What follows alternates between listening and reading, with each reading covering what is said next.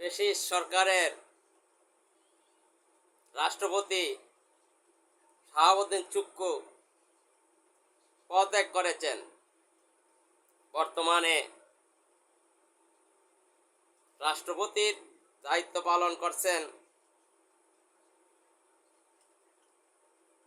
মহান জাতীয় সংসদের স্পিকার মেজর অবসরপ্রাপ্ত হাফিজ উদ্দিন।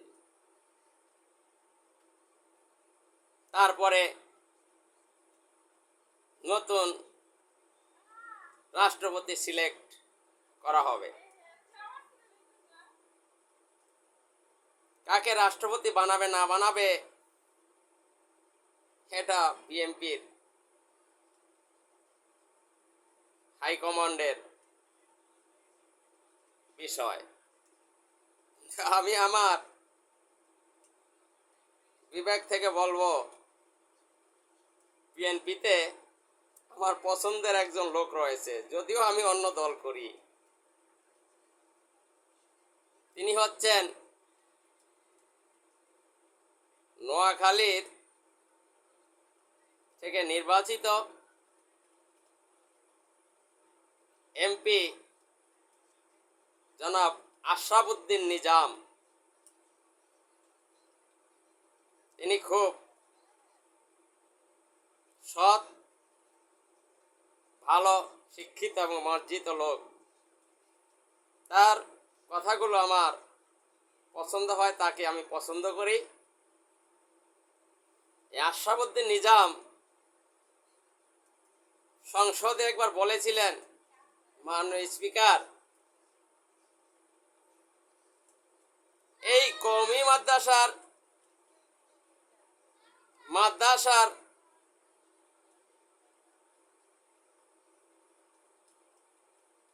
শিক্ষার্থীরা, আলেম ওলামাগণ আমাকে শিখিয়েছিলেন কিভাবে কবর জিয়ারত করতে হয়, কিভাবে মানুষকে কাফন দাফন করতে হয়। তারা আমাদেরকে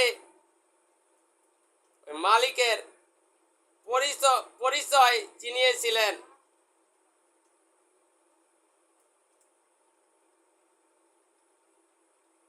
আমার নবীকে যখন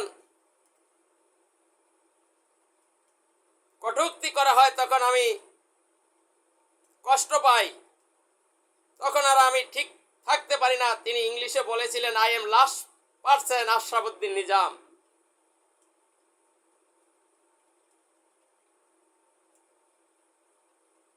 তিনি আলেম ওলামাদের পক্ষে কথা বলেছেন, তিনি আলেমদেরকে শ্রদ্ধা করেন, তিনি ইসলামী শিক্ষাকে সর্বোচ্চ সম্মানের সহিত দেখেন। বাংলাদেশে অনেক রাজনীতিবিদ রয়েছেন, কিছু কিছু রাজনীতিবিদ রয়েছেন,